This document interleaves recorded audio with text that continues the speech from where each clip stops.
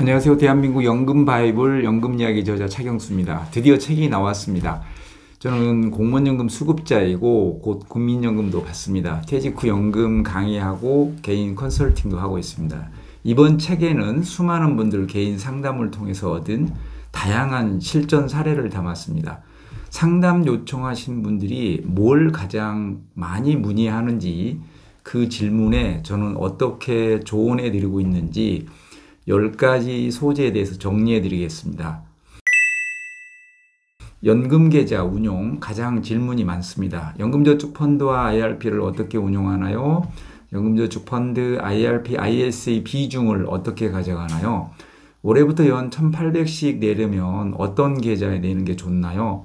공제와 연금계좌 중 어느 걸 우선할까요? 지금이라도 연금저축 IRP를 시작해야 하나요? 이런 문의가 많습니다. 컨설팅 방향은 이렇습니다. 향후 퇴직할 공무원, 교사, 기업체 직원 누구라도 공적연금이 많이 부족하다. 은퇴 후 삶이 40년 가까이 된다. 연금저축펀드와 IRP에서 ETF에 장기 투자해라. 자꾸 들여다보지 않으려면 연금저축펀드에서 자동 매수 걸어 놓아라. 그러려면 IRP보다는 연금저축펀드를 우선 채우고 최대로 세액공제 받으려면 IRP도 300을 넣어라. 세액공제 받지 않은 자금도 은퇴 후 매우 유용하게 쓸 수 있다. 여유가 된다면 900만 원 초과해서 납부해라. 예금 아니면 죽음을 달라 팔하면 새마을금고 신협 이런 곳에서 예금하지 말고 증권사 IRP 계좌에서 저축은행 예금해라. 연금계좌 ISA 공제 비중은 각자 상황에 따라 다르다. 공제해외만 몰빵하지 말고 연금저축펀드에서 ETF 투자도 병행해라. 55세 전에 여차하면 중도 인출할 상황이 올 수도 있다면 연금계좌에 납부하면 안 된다. 연금저축과 IRP에 납부한 자금은 은퇴 후 노후 연금이다. 여차하면 꺼내 써야 할 돈은 ISA 계좌를 주무기로 삼아라. ISA 계좌는 어떠한 상황에서도 손해가 없는 계좌다. 당장 필요 없어도 증권사 중개형으로 개설부터 해놔라. 생각보다 오래 산다. 50대, 60대도 늦지 않았다. 예금을 하더라도 증권사 연금계좌에서 해라. 퇴직 후 40년이다. 빼먹기만 한다고 생각하지 말고 은퇴 후에도 연금계좌에서 조금씩이라도 투자를 해라. 위 내용은 새로 나온 연금이야기 책 파트 1 사적연금 편에 자세하게 다루었습니다. 두 번째, 연금계좌 이전. 이 소재도 매우 많습니다. 이전하면 불이익은 없나요? 이 보험도 이전되나요? 어떻게 이전하나요? 연금저축과 IRP 중 어디로 이전하는 게 좋나요? 이전 받는 계좌로 퇴직금 받으면 왜 좋은가요? 연금저축보험 이전했는데 뭘 사야 하나요? 연금저축보험이 대표적이고 은행이나 보험사에 있는 IRP 계좌나 퇴직연금 DC 계좌도 이전 대상 계좌입니다. 이전해도 세금상 불이익은 전혀 없다. 연금저축은 연금저축끼리, IRP는 IRP끼리 이전이 가능하다. 하지만 55세 이상이고 가입한 지 5년 경과했다면 연금저축보험을 IRP로도 이전할 수 있다. 납부 중이든 납입이 끝났든 수령 중이든 이전이 가능하다. 이전 받는 계좌 가입일이 적용되는데 이전 받는 계좌가 자금이 없는 빈 계좌라면 이전하는, 그러니까 굴러온 계좌의 계좌 가입일이 승계된다. 2013년 3월 전 연금저축보험을 오늘 개설한 증권사 빈 IRP로 이전해서 그 계좌에 퇴직금 받으면 60세 퇴직해서 퇴직금 전액을 한꺼번에 찾아도 세금 30% 감면해준다. 기존 보험사나 은행에 신청하는 게 아니고 증권사 어플에서 끌고 오면 된다. 이전해서 예금에만 운용해도 보험사 공시이율보다는 수익률이 더 높다. 보험사 연금은 연금 개시 이후 수십 년간 식물 자산이 된다. 증권사 연금계좌로 이전해서 예금에라도 운용하면서 빼먹어라. 이런 방식으로 조언해 드리고 원하시면 상담할 때 계좌 개설도 해드리고 그 자리에서 이전도 다 해드립니다. 세 번째, 연금 세금 부분입니다. 이것도 사적연금에 포함되나요? 연 1,500만 원 계상 시 모든 계좌 합산하나요? 수령 한도 초과해서 인출하면 어떻게 되나요? 이 계좌에서 개시하면 수령 연차가 몇 년 차인가요? 이전 받은 계좌가 왜 세금에서 유리한가요? 10년 후에는 퇴직금 세금 40% 감면받나요? 사적연금 1,500만 원에 대한 지식이 부족하고 초과해도 다른 소득이 없다면 별거 아닌데 너무 걱정이 많습니다. 대부분은 아무 문제 없으니까 세금 걱정하지 말고 많이 적립해서 운용 수익 많이 내는 거 신경 쓰라고 합니다. 하지만 간혹 55세부터 사적연금을 인출해야 좋은 사람도 있습니다. 그런 경우 필요 없어도 55세부터 인출해서 연저 2에 다시 밀어 넣으라고 조언해 드립니다. 각자 상황에 따라 다 다릅니다. 유튜브 많이 보신 분은 머릿속이 복잡하고 정리가 안 되어서 답답해 하십니다. 이번 신간 대한민국 연금 바이블 연금 이야기는 실전 사례를 많이 담았습니다. 유튜브 아무리 돌려봐도 볼 때만 이해가 가고 나에게 접목하려면 헷갈립니다. 책과 유튜브를 병행하면 영상에서 한 말이 이 말이구나 이렇게 내 것이 됩니다. 그래도 정리가 안 되면 대면 상담 받으십시오. 대부분 바쁘게 살아오다 문득 노후가 걱정되어 공부하기 시작합니다. 너무 모르면 뭘 물어봐야 할지도 모릅니다. 그래도 포기하지 마십시오. 아는 만큼 돈이 되고 아는 만큼 노후가 달라집니다. 그냥 대충 부족하면 부족한 대로 내려놓고 맞춰서 살면 되지 뭐. 희망대로 일찍 죽으면 그렇게 해도 되지만 재수 없으면 퇴직 후 50년입니다. S&P 500에 장기 투자해서 운용 수익을 많이 내십시오. 이건 쉬운 결정이 아니지만 새마을금고에 예금하지 말고 증권사 IRP 계좌에서 예금하세요.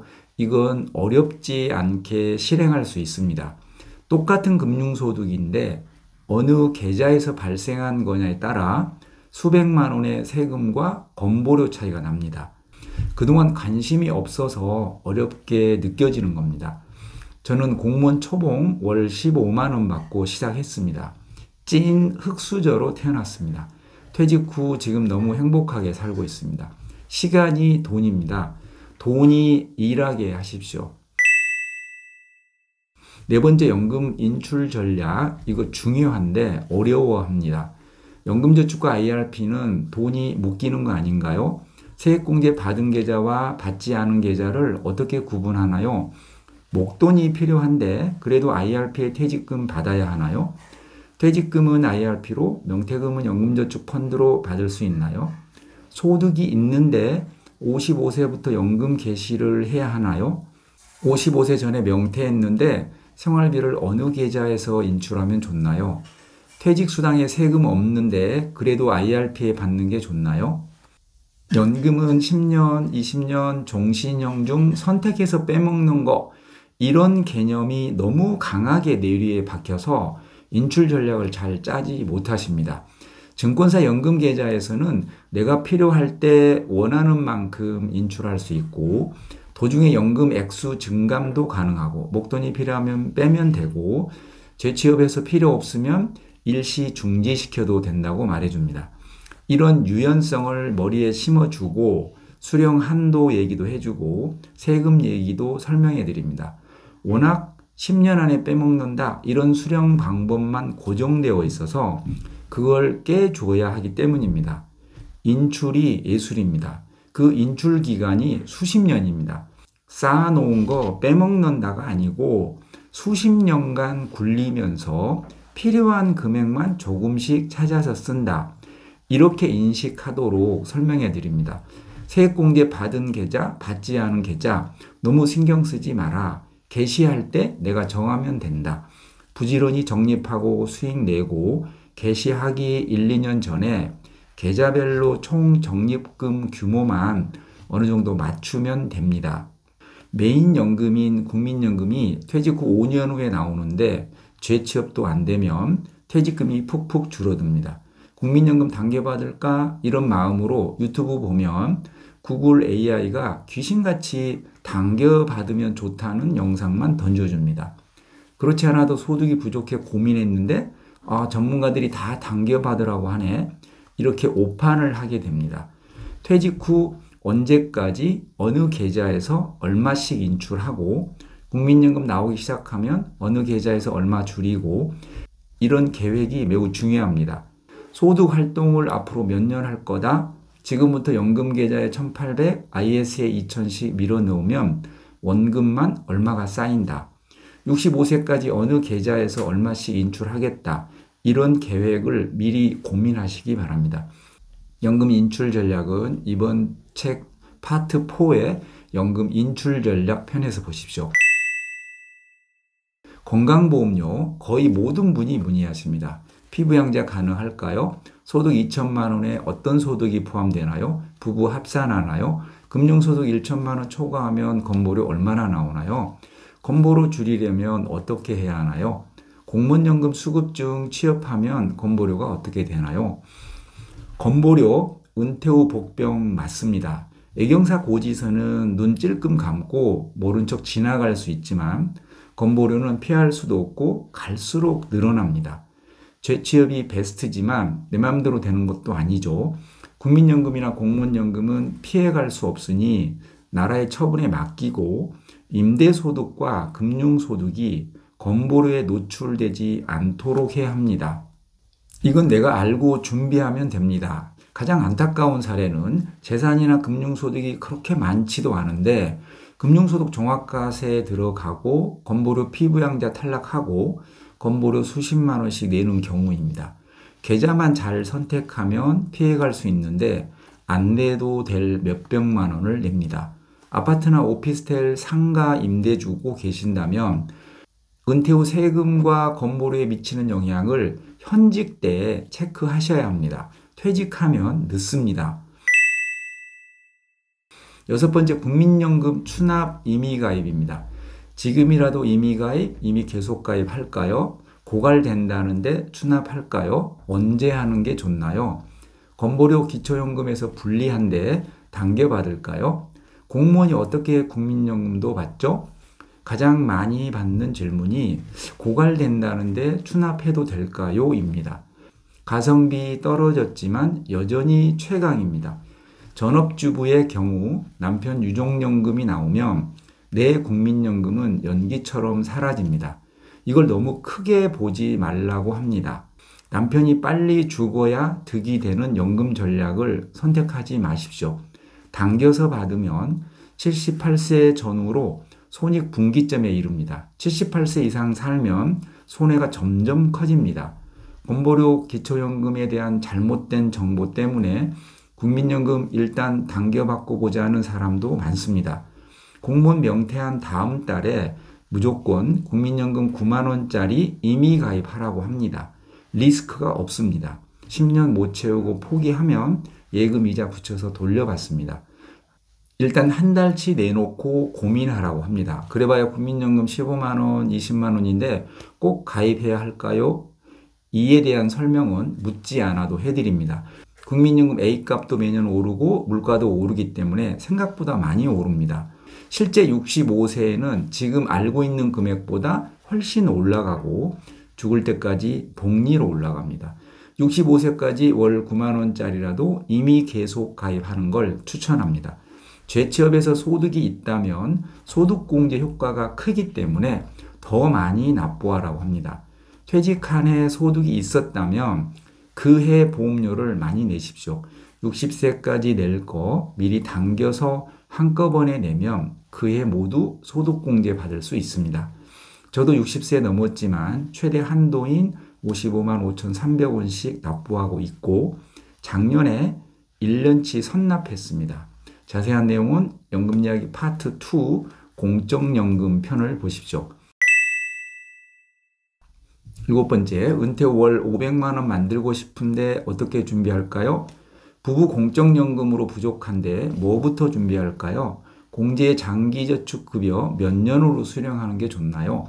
국민연금 나올 때까지 어떤 계좌에서 인출하는 게 좋나요? 65세 이후 어떤 계좌에서 얼마씩 인출하는 게 좋나요? 연금 수령 중 사망하면 어떻게 되나요? 유족연금 받으려면 내 연금은 포기해야 하나요?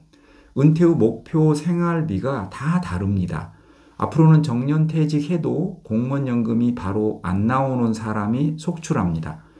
은퇴 후 공무원연금이나 국민연금 나올 때까지 소득 공백기에 돈이 많이 필요합니다. 여행도 가고 아이들에게 들어갈 목돈도 이때 많이 필요합니다.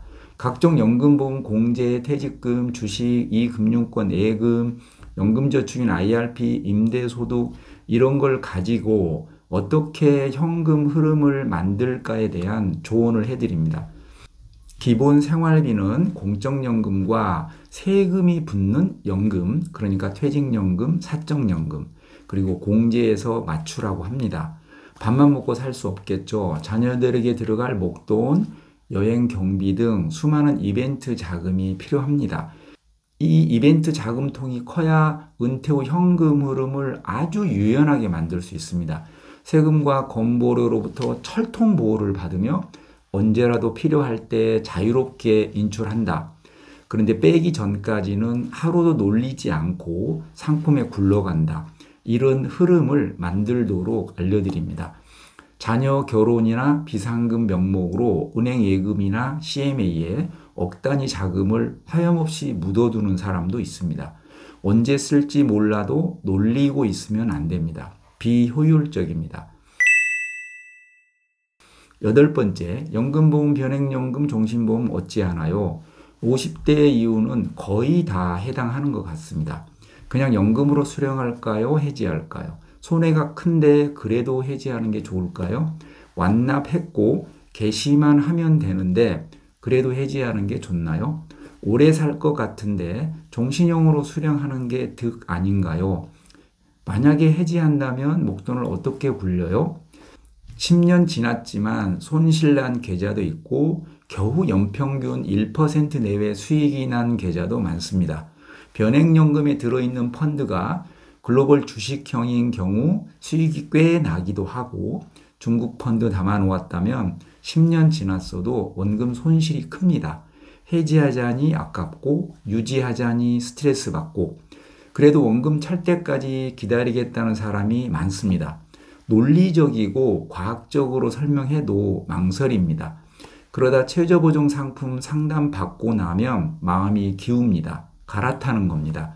뚝뚝 떨어지는 연금은 부족하고 목돈은 있다면 나에게 딱 맞는 것 같고 좋아 보입니다. 저에게 다시 확인받으면 마음을 바꾸기도 하지만 증권사 연금계좌, IS 계좌가 친숙하지 않은 고령층은 보험 상담 받으면 가입할 확률이 매우 높습니다. 내가 죽어야 나오는 사망보험금 5천만 원 때문에 은퇴 후에도 보험료를 낼 상황이면 대부분 해지합니다. 납입이 끝났어도 소득이 부족하면 눈에 아른거립니다.